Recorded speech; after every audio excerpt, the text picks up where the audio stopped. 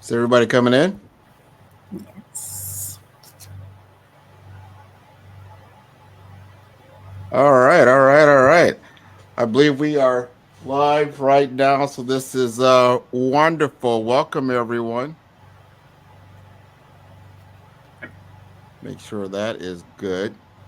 All right, hello, ladies and gentlemen, everyone out there in GatherVerse Nation, and welcome to our panel discussion on this remarkable day one of the GatherVerse Summit. So I'm Grant McGaw. I'm the host of the Follow Brand podcast and TV series, and I will moderate today's session. And it's an honor to be here among such visionary individuals who are truly shaping the future of wellness. So today we have gathered an exceptional group of women who are leading the charge in driving social impact and inclusivity within the realm of wellness. They are pioneers, trailblazers, and change makers, each bringing their unique perspectives and experiences to the table. And our panelists represent a diverse range of backgrounds and expertise, and they have dedicated their lives to addressing the specific needs of different populations, breaking down barriers, and champion inclusivity in every aspect of their work. So, from community outreach programs to cutting edge research, they have been instrumental in creating a more equitable and accessible wellness landscape for all. So, we will explore the challenges they have faced, the triumphs they have achieved, and the path forward in creating a wellness landscape that leaves no one behind. So let us embark on this enlightening conversation as we delve into the fascinating world of women shaping the future of wellness, driving social impact and inclusivity. So, welcome. We're going to go around the table. We're going to get some introductions done. I'd like each of you to state your name, your title, who you work for, but more importantly, what's the one thing that you want the audience to get out of your talk today? What do you want to achieve for today? So, we'll go around the room and the table. We're going to start with, is it Marquetta? Marquetta here? I don't think so. She's not there. Oh no. I see Tamika is kind of circling here, Yeah. right? Who wants to go first? So I can go first if you don't mind, of I have course. no, I do not mind. Go right ahead. Yes, my name is Gorette. I'm working here in Portugal, but I travel a lot to Africa and to the other countries of Lusophonia, Portuguese countries that speak some Portuguese, of course.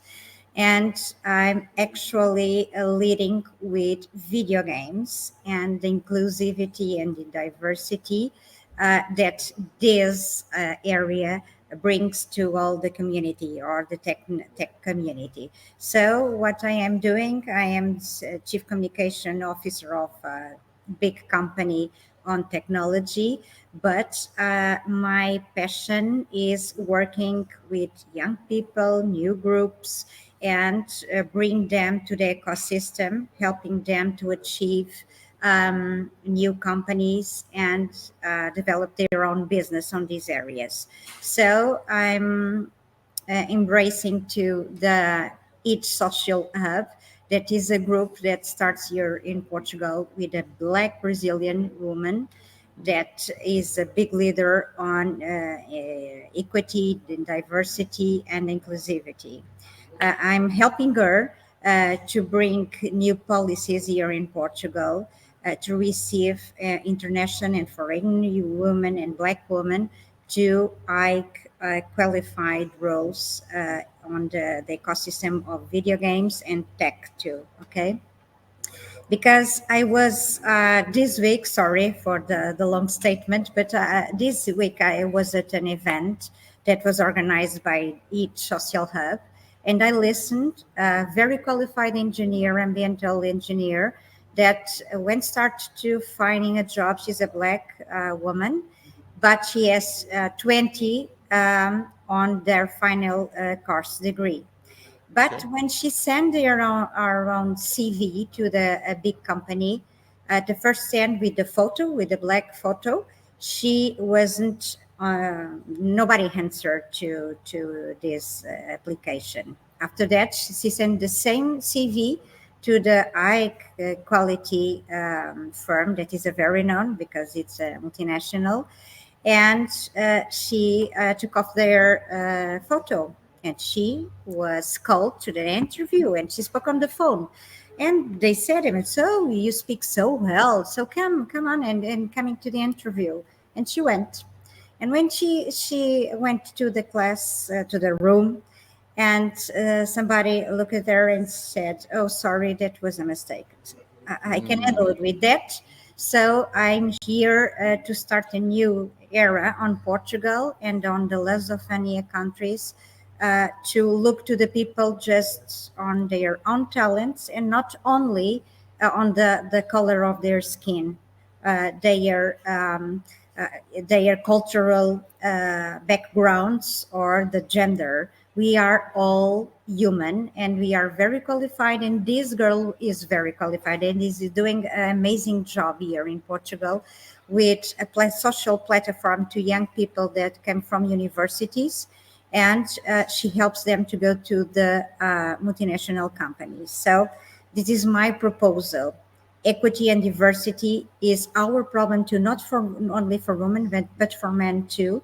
I think we have a major role working on that. This is my major goal on this round table, because I think we are more we are with you, we are being supported here, women, because they talk a lot on the huge companies that they want to receive us and giving us some leadership roles.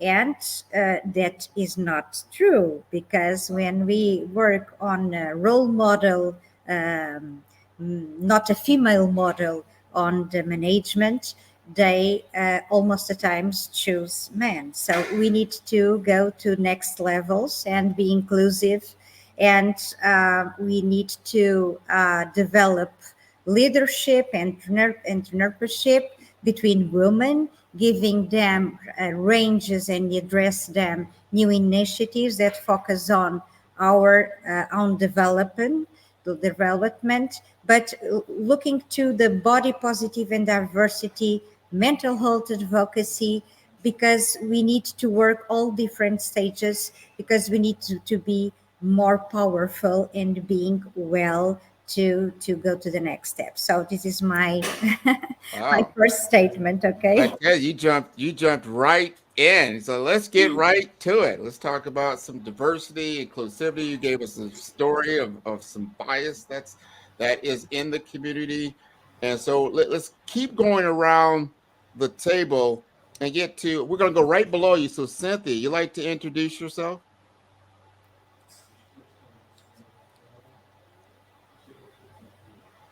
We are not listening. Oh, we can't hear it. Are you off of Yes. mute? Yeah.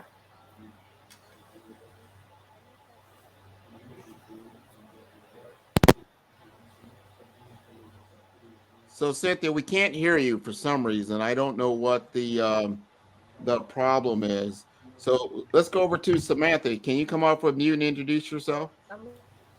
Absolutely, yeah. So my name is Samantha Venia Logan, and I do go by my middle name, Venia. And I am an online community architect and teacher for the social science of online community.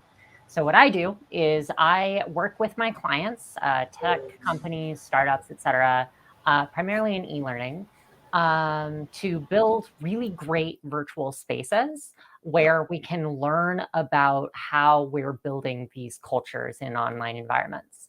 And then I turn around and I use those very same clients as research sites to teach and learn the social science of community co-iteratively.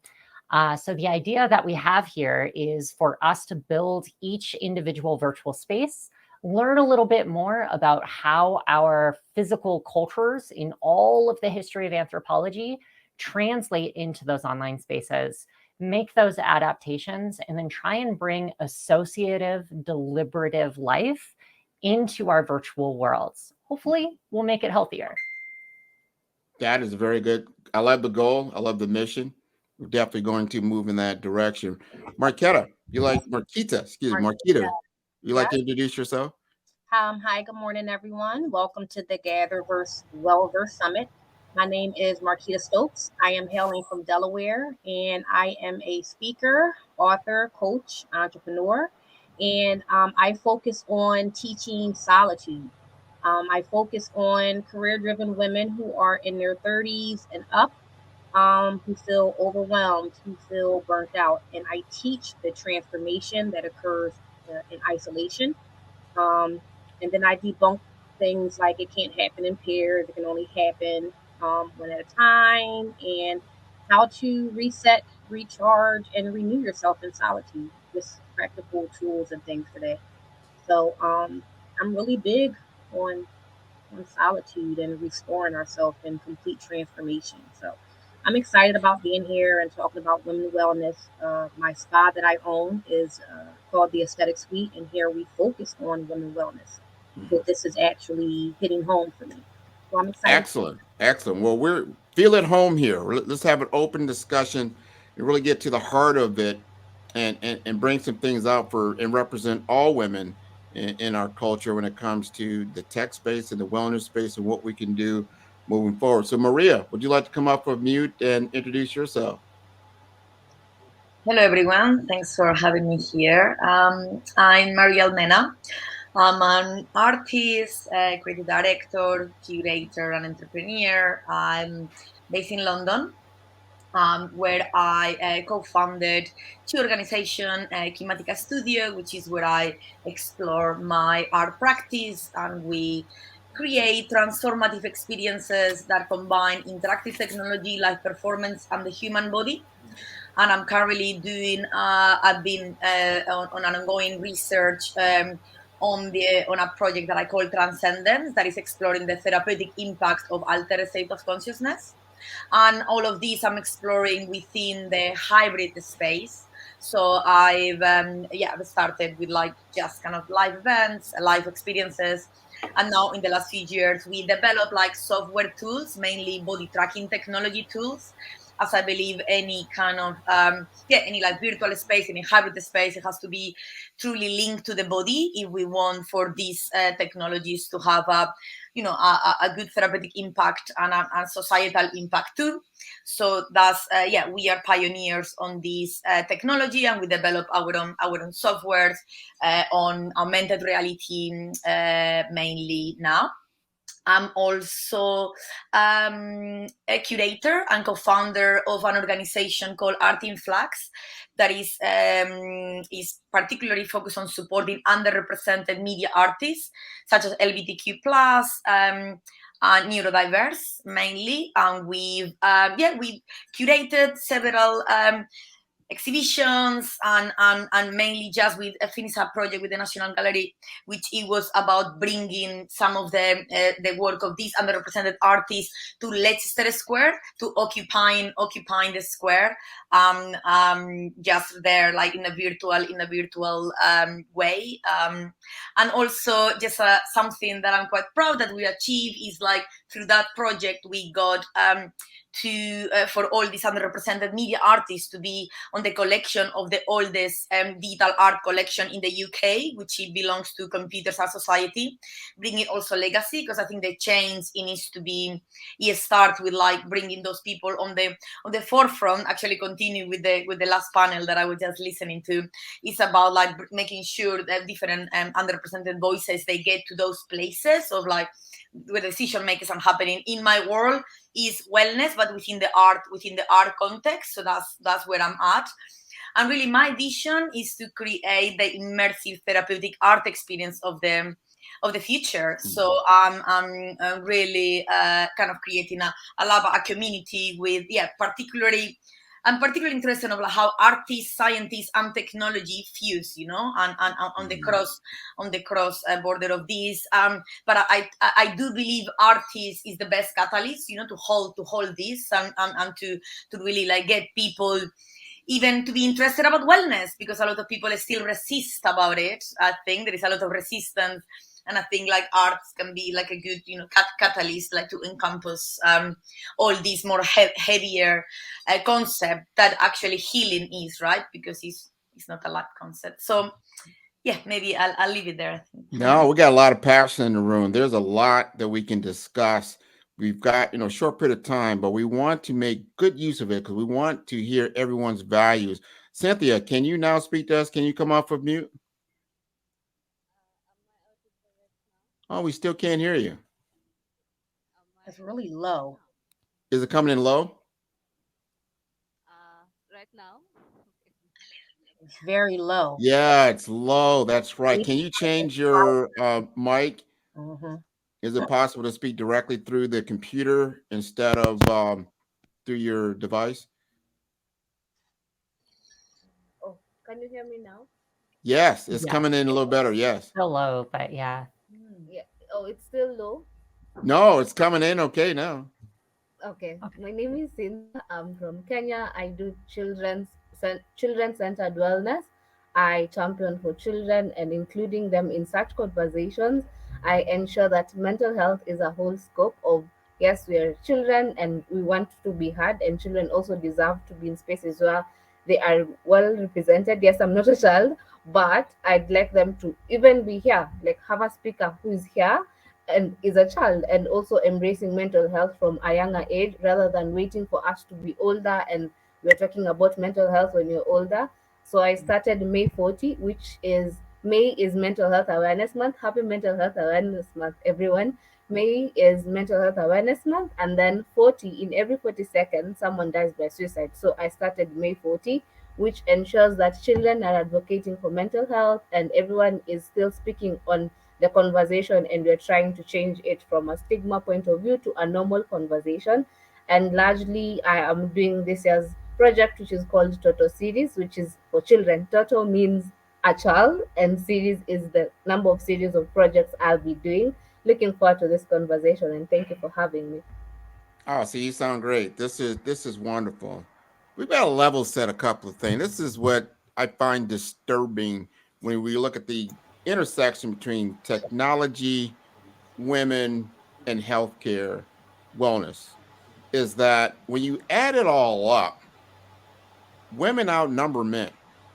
I mean, we have the numbers. So if we have the population, why don't we have the representation? Then we start getting into diversity and things like that. But when you add up everyone's diversity, if they're all on the same page, you outnumber what you would call the majority minority. However, the majority comes into ownership. Majority of basically white males own, most of the world as we know it.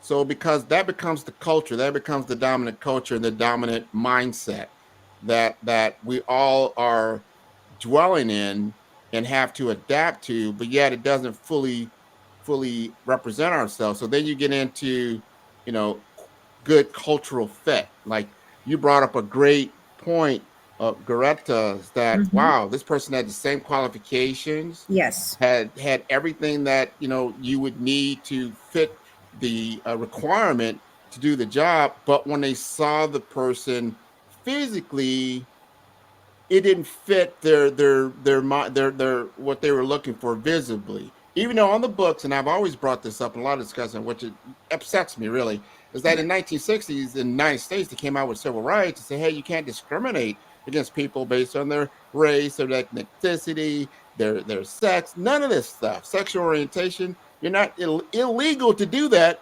Yet here we are 60 years later Yes. talking about this. This is to Yes. me a little upsetting. I want anyone to jump in and just let's have an open discussion about this, because if we're going to create the next layer of experience through technology, or we're going to carry forth these biases, or we're going to really get intentional about changing this dynamic. What would you like to say about that? Anyone?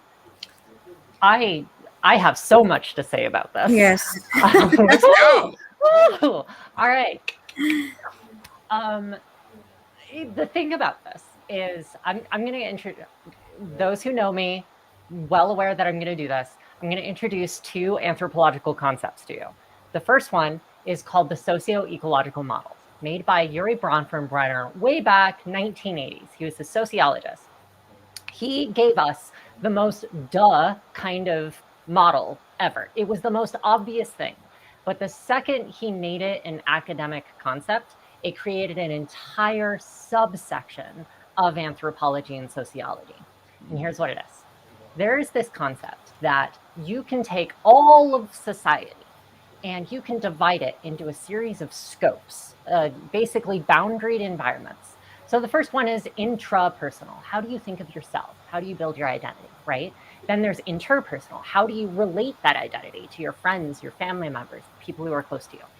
The third scope moves into this small group shared identity. We can start to see this become an inner community. After that, you have an organization where those shared identities coalesce and come together into a larger brand. And then an outer community. How do those individuals interact between brands and the public and various different spaces in our society? Then there's the next level up, which is after your outer community, you have public policy. So this is your government systems, the institutions that we interact with. And then beyond that, we now have this new one, right? We have this virtual world, this non-geographically developed space where people can interact and connect with one another, right? Mm-hmm. Now, anyone can say, oh yeah, that's just the public sphere, or oh yeah, I just work in the interpersonal sphere. This is obvious to us. But the issue comes when we try to implement this on an academic level. There was this healthcare company way back 2002, 2003, who decided to look at this specific model as a way to change the way that children ate in American schools. The big issue was that cafeterias just didn't have the funding from up top. They didn't have the parental support from down below. The kids didn't have a strong understanding for their actual diets. And because they tried to focus on each individual scope of our society, every single initiative, every one of them failed. The one that worked was the one where they took a little bit of each individual process across the entire socio-ecological scale, made small tweaks, small changes, handled those discussions deliberatively, and they made a change on every step of that scope.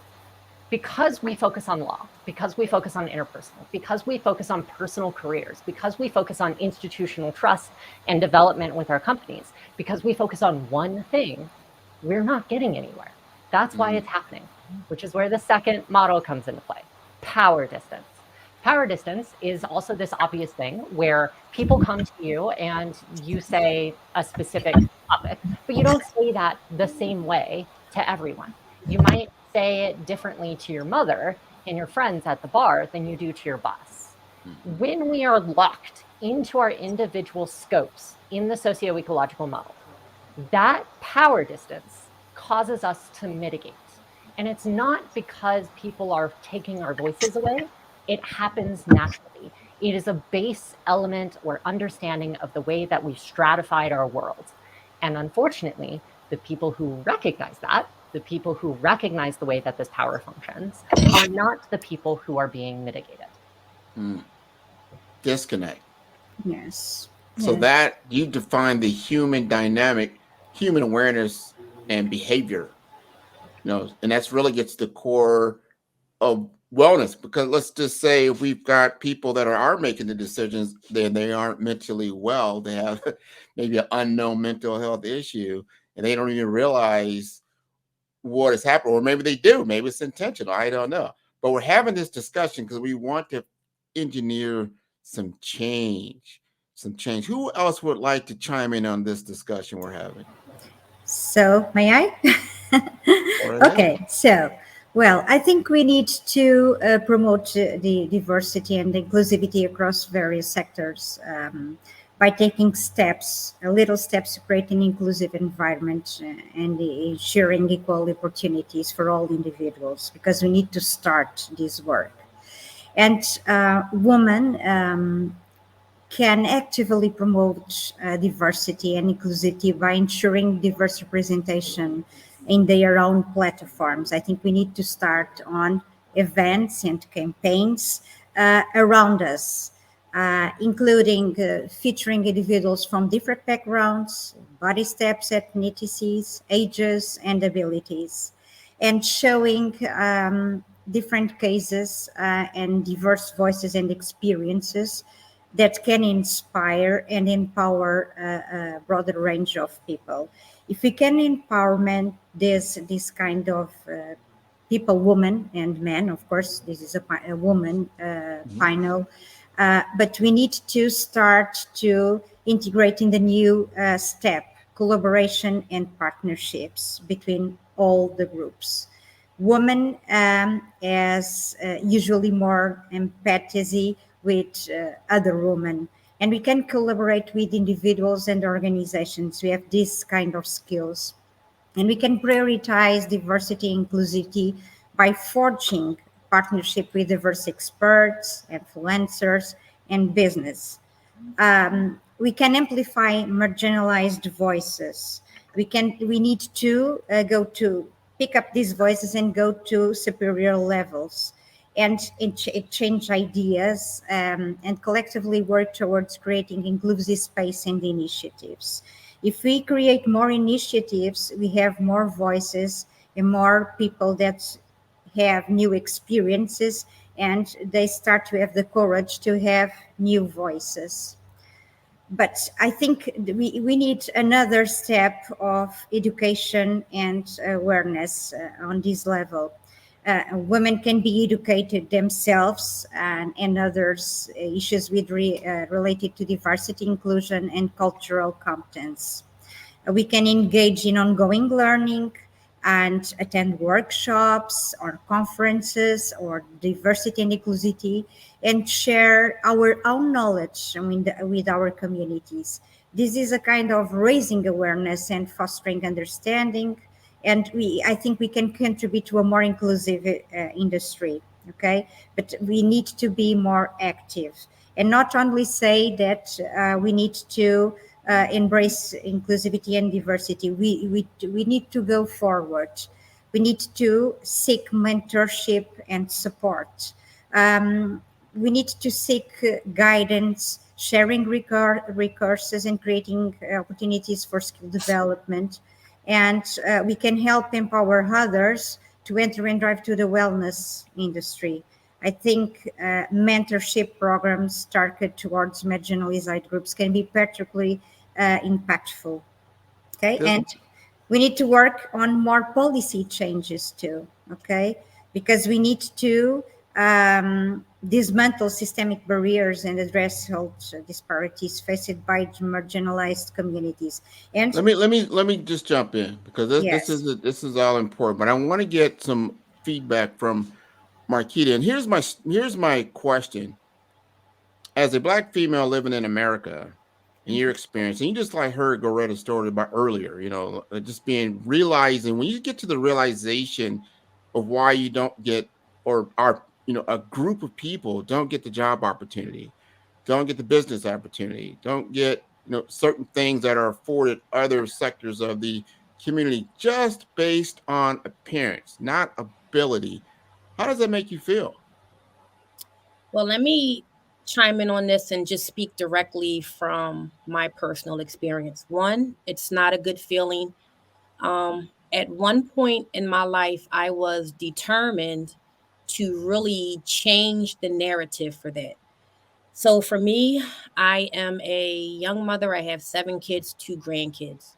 Generally, when I tell individuals that, I'm automatically put in a specific category as far as what my limitations would be based off of what their beliefs are. Nothing for me. I was also a young achiever. So in my 20s, having a master's degree, I had long nails, I had tattoos, and I had purple highlights. but I graduated top of my class. I studied in Turkey, London, and Rome. And there wasn't a business or a corporation that I felt I couldn't work at. But I never made it to corporate America because when they saw me, all they saw was my tattoos. They saw my purple streaks. They saw my nails. They saw I had maybe a couple piercings. And so I never made it. And what I learned in that is that not necessarily to ask so much to sit at the table, but to create the table to invite individuals for to come sit down with you. But just going back to how it made me feel, I remember it almost like it was yesterday. It really does something mentally, thinking that you can accomplish this and I know I can accomplish it. And probably they can't even accomplish it as good as I can. But the fact that the limitations were put on me, it makes it harder to pick yourself up sometimes to go to the next opportunity. I had to hear so many no's before I decided to create my own table. But that's definitely something that needs to be addressed. How many people don't or aren't capable or don't know how to pick themselves back up? And then the mental health battle that they have to fight just for one no, or how it was presented to them, because we feel like we can't be ourselves or be who we are meant to be because we're just prejudged. Wow. Just saying it just like it is. You have to conform to that culture or another culture in order to participate. Correct. You have to put on that uniform. You're going to have to look and act like they are. You're going to have to talk a certain way. You're going to have to walk a certain way. That's corporate culture, usually and probably across the world, but that's a male-dominated culture, basically. And there's a certain look and feel and what people like. There's different tastes, but they're not allowing other parts of the culture to participate, but they want to draw from it. So I want to ask Cynthia, since she's out in another country, she's dealing with mental health issues, especially from our children. What is the impact of mental health when you're dealing with these kinds of issues?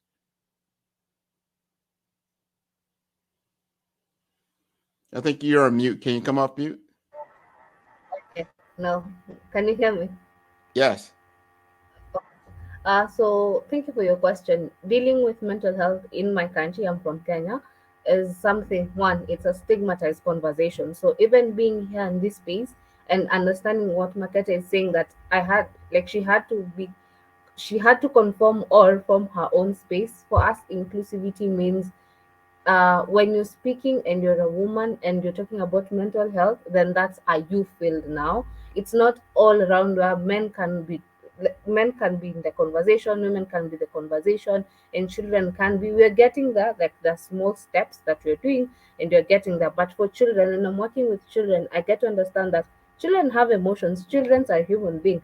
So when we say they're outside the mental health conversation, or we will get there, like you're not still yet there, we are trying to guide how they're supposed to be feeling. We're telling them when you get to 18, you can't see a therapist. Here, you're able to see it, but it's not accessible or affordable in my country. It's yet to be. It's something that if you want to, you can access it, but it's not as accessible because of either money or either the taboo topic of if you're seeing a therapist, then there must be something that's wrong with you. So when you're doing advocacy, some of the challenges that are there are, why are you bringing a child into a conversation? Why are you talking about mental health around a child and maybe they're not able to express themselves? So even when I'm talking to a child, they want to express, but they are like they have a guideline to how much they can be expressive, how much they can share, and in what way. So it's really guided. When Maketa said she had to move aside and form her own space because people wouldn't allow her in the system.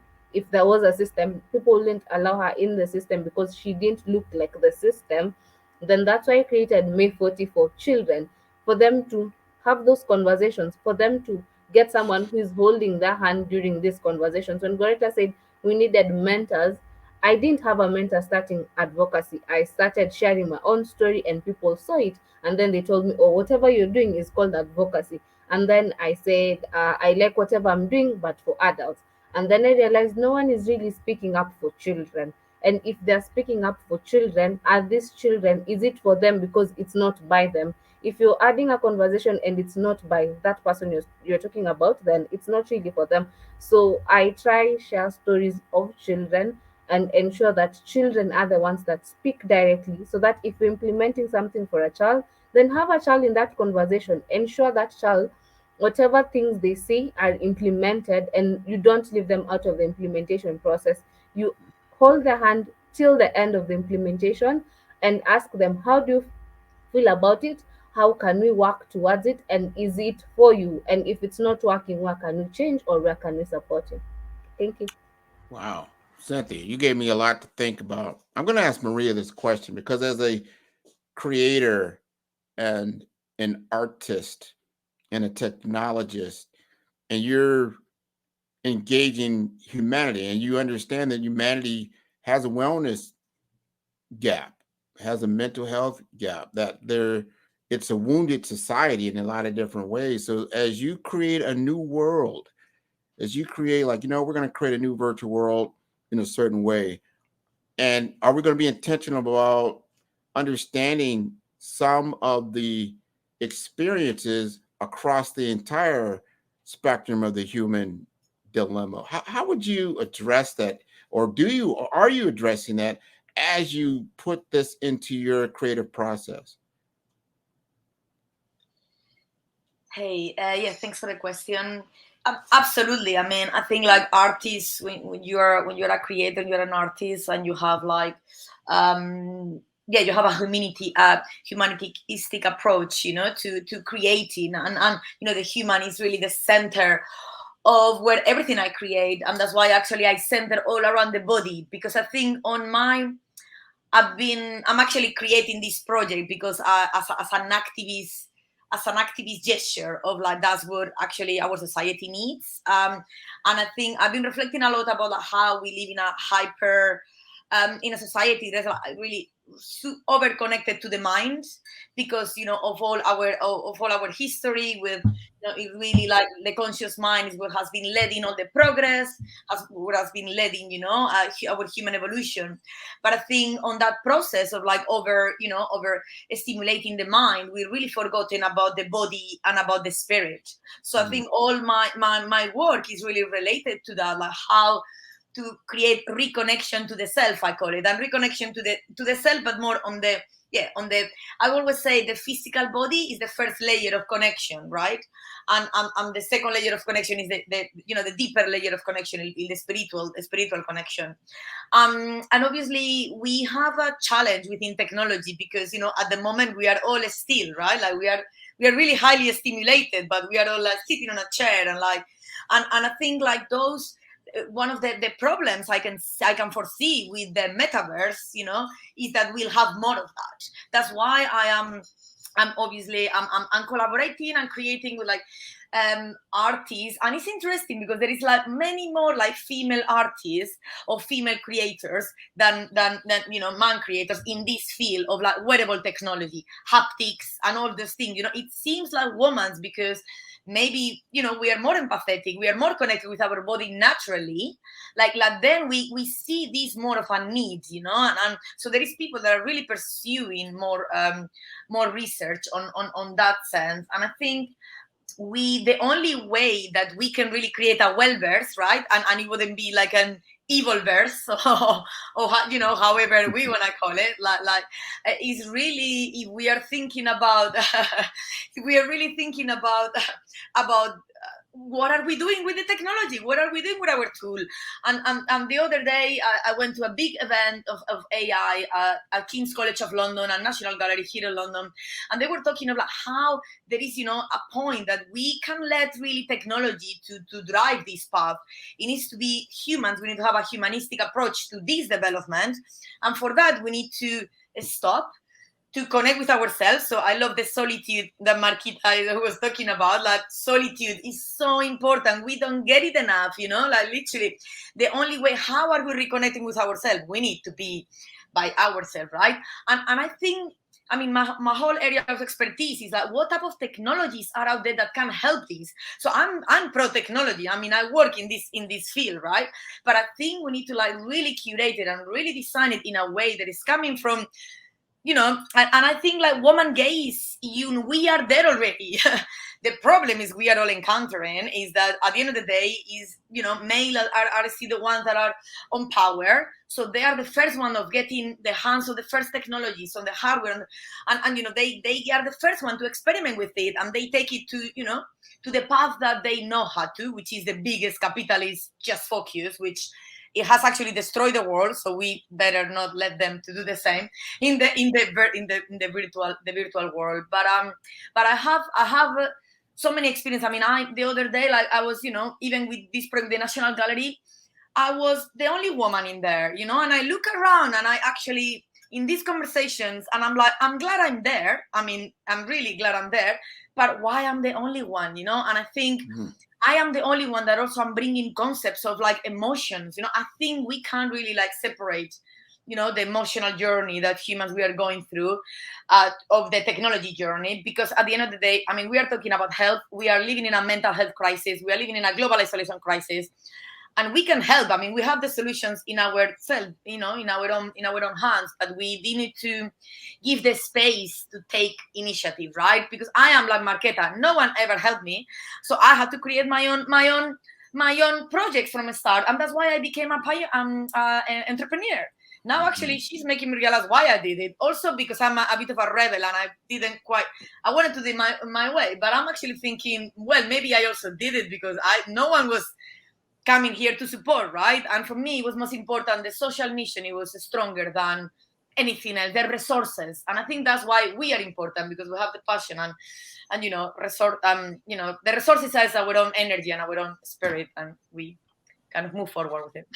Man, I'm feeling the passion, the energy. I'm seeing the smiles on all the faces on our panel, because we're opening up the door. Like, all right, let's understand there's a problem. Not to say, just like Venia said, it's like sometimes it's not intentional. It's a subconscious reaction and how we create things, and it's just the way it was. Now, because maybe it's legacy, it's something that's come from our colonial past that we pretty much all have inherited. Well, here's the deal. As we go back in history, understand this. In human history, you got to look, there was an Egyptian culture that gave way to a Greek culture, that gave way to a Roman culture, that gave way to now a colonial culture. I believe we're coming to the end of this colonial culture, and we're getting into a whole new culture. What that's going to be defined as or what it is obviously is part of the technological revolution, because it allows us to all communicate. So not one person or one part of the world just has information and knowledge. This knowledge can be everywhere. But to everyone's point, right now, where we're at now, this AI engine, which now is really taken off, but you have to understand it only has a certain amount of information. It can only do what it can do, the data that has been given. If we don't interact with it in an intentional and powerful way, that voice is not in the AI of itself, because it's not really biased, but the way it's programmed, the way it's collecting information, it'll either recreate the world that we already have, and we'll just call that the colonial era, or it'll begin to recreate a whole new world that we don't know what the name of it is, but it's happening. But we're having platforms like this, GatherVerse. We're coming together because, and I guarantee you AI is listening, because this is on a lot of different platforms. It's starting to gather like, wow, there are other voices out here that I need to get. I don't know a lot about. I want to learn and wants to learn. So we need to be intentional. I love how Goretta said that. Let's get active. Let's tell our story. We don't no longer have to depend on CNN, Fox News, and all the other regular outlets. Guess what? We have our own outlet, and streaming services are outperforming regular networks now. Right. So we have the tool. We just have to voice it. What does everyone say about that? Okay. I had like 9 things to say.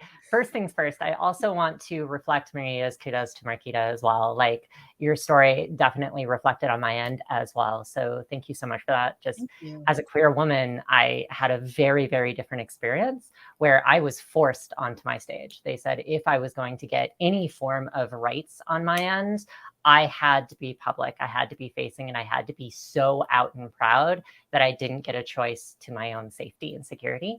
And it kind of feels a little bit weird that even on the opposite side of that situation, where I'm shoved onto a stage instead of having it taken away, I still experience that same level of loss for control and understanding for what my situation was. So thank you for that. On the media front, I feel like I could talk. I'm going to talk about this. There's a project that's being done with the Center for Public Deliberation, part of Colorado State University. It's super, super exciting. And I was very, very happy and proud to spend a lot of my academic years in the Center for Public Deliberation, helping people come together deliberatively and associatively to solve tough local problems. Well, what's the biggest problem that we have? Edelman's Trust Barometer of 2023 just came out a few months ago, and its biggest thing is that we live in an age of distrust that is fueling hyper-localization. And that hyper-localization is occurring because we have had a systemic historical breakdown of the institutional trust that we placed in our information. Yeah. So here's a very, very brief story. Back when radio came out, everyone was actively engaged in their own information diets. You went to a specific area, a supermarket, where you received information, and then you responded to that information and you decided what you didn't want to listen to, what you did want to engage with, and how you wanted to engage with it. Very much like a grocery store, right? What produce is available? Now, what are you choosing to consume? And then over time, radio said, hey, we have limited channels. This is the information we think you should consume. And people are like, okay, cool, great. Now we have the Uber Eats of our information diet. And then television happened and TV went, you have all of the options, but stay here on Fox, stay here on CNN. And because of that, we now have this information diet coming through. The institution was telling us. So everyone stopped worrying about what they were going to buy at the grocery store of information. They just didn't stretch or exercise that dietary muscle at all. So what happened was when we went into the internet and all of that blew apart and everyone's voices were all equally important. As soon as that happened, CNN became less important. Fox became less important. Traditional media became less important.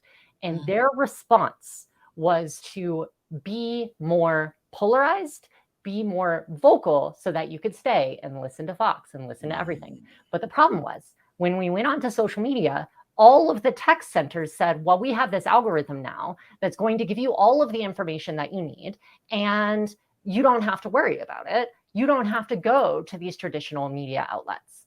So now we have people in the modern day that haven't exercised their information diet muscles, so they're not eating healthfully, and also an institutional trust system that has completely broken down the entire purpose and demographic of journalism in our culture.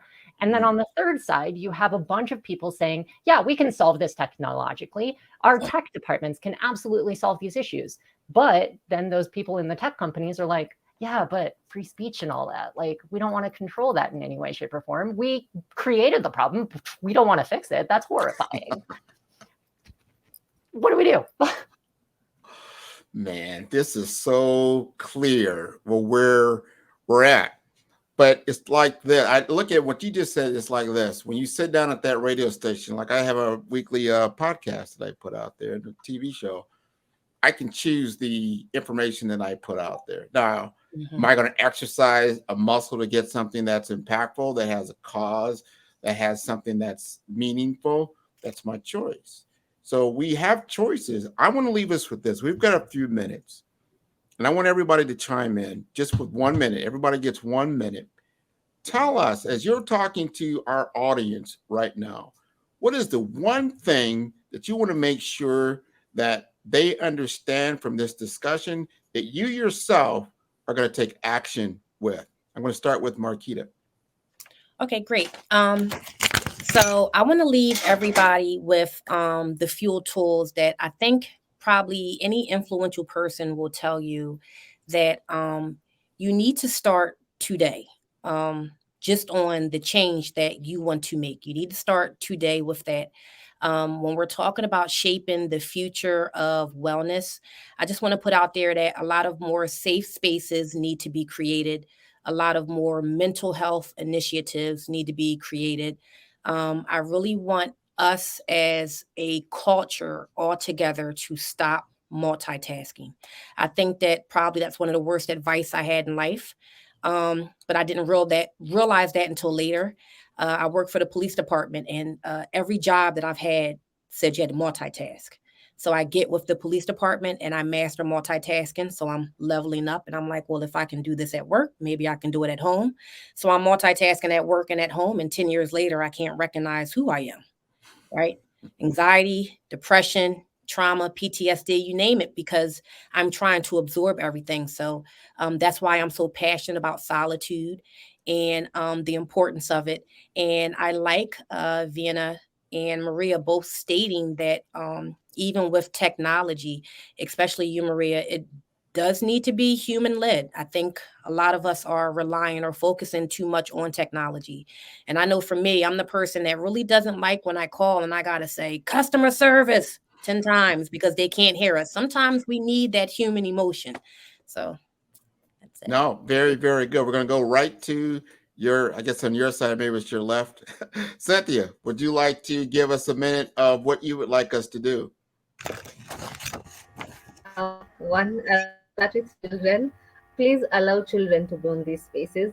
Please help children innovate, create, or join these spaces, and let them lend their voice even when their voice shakes. I'm glad to see Maketa here and Maria. These are examples of people, like people who I didn't get a chance, so I created my own. We don't really have to have those stories. We can have them, yes, but it will be nice when a child is has a mentor, has someone to lead them. So please allow children to be on these spaces to create their voice and their impact. You can hold their hand, yes. And also towards technology and advocacy is not everything you see online, take it with a pinch of salt. Do not start take it with a pinch of salt in terms of mental wellness, where we nowadays have therapists, counselors, specialists online, and everyone will be this therapist said this on this Instagram post and I believe them. This therapist says this is a type of bipolar or this is a type of this disorder and I believe them. Yes, you can take it and internalize it and think through things before you even give yourself a disorder that you do not have, or things. Yes, advocates advocate on technology or social media, and you also take that chance to go. That is not a personalized what do you call it, it's not a personalized thing, so try get to a specialist yourself. So yeah, talk about children, give them spaces, create spaces for them, and implement what they say, and also take everything with a pinch of salt and take care of yourselves. Happy Mental Health Awareness Month. Nice. That's golden truth. Miss Maria, your closing thoughts. Yeah, I like to, I guess, remind everyone of the therapeutic impact of art, reclaiming that, how art can drive a social impact, and how also the action of the creative process can be hand in hand, with the healing process. So that's on the kind of like the artistic front. On the technology front, really to have like more diversity, like the more we have like different type of like designers, artists involved, and it's good for our society, and really to for once to leave behind the capitalist models, and really focus on the humanistic models, because that's really the only way we can thrive as a society. So, and also collaboration. I think we have a lot to learn from the kind of scientific model of like collaboration. Like I'm a big fan of like scientific documentaries, and I love like to see how like is the history of humans, evolution, really how they were passing all the knowledge from one to another. And I think we need to remember that, learn from that, and I guess that goes against, corporatization, but maybe we don't need, so much corporate world in this life anymore. And we actually need, more societies, communities, community-led societies. Actually, that's what we need the most. Yeah, maybe I'll leave it there. Yes. No, that's great. That's great. Venia, go. Oh, that's me now? Yeah. Yes. So I believe everybody has a voice, and I think we need to listen more carefully all the needs that the people that work with us, that surround us, with different skills, different tendencies, different genders. I think it's important to me every day to give some guidance and support to new ones that are coming, and independent of everything. Okay. I think when people has a good talent, we need to support them and start a new world. Because I think if you have a good voice, we need to take care of the words, because we have good words and damaged words. And when we see people that is embracing a new era, and if we can help them to develop this new era, because I think technology is a way, can be a way of producing good things.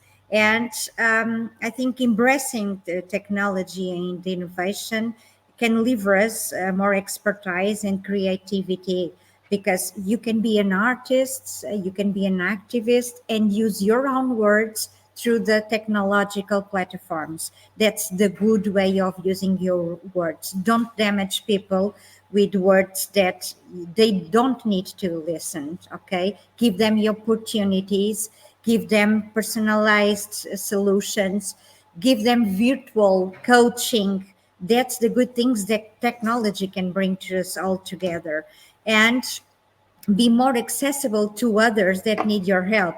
This is my daily. I work 24 hours for 20 hours. I have a husband. I have a 5-year-old son and a 24-year-old girl. And my day is very competitive, because I live in a man's world, okay, on technology.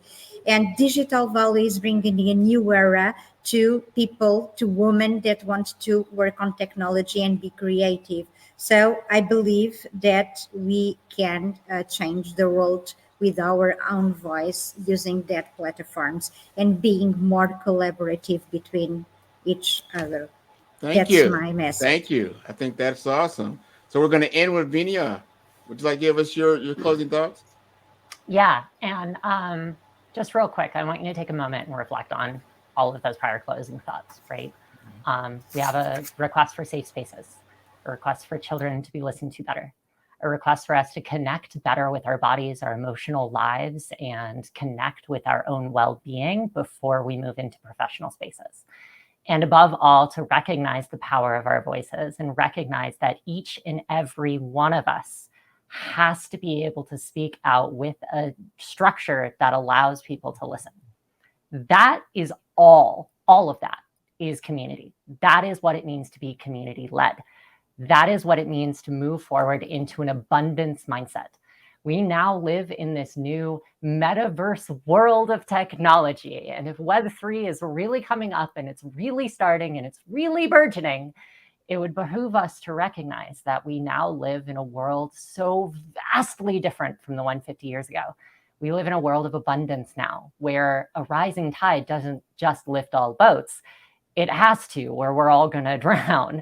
We have to recognize that. So I have 3 requests for you. 1, always focus on building your online communities and plan big. Have these great concepts, but do me a favor, progress small, make mistakes, because mistakes make better plans.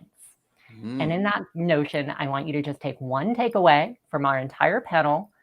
Just take one takeaway and then come back later. This panel's going to be here. We're going to be on YouTube. All of us are available on social. We're not going to stop being our bad selves, right? We will help you out over the long term.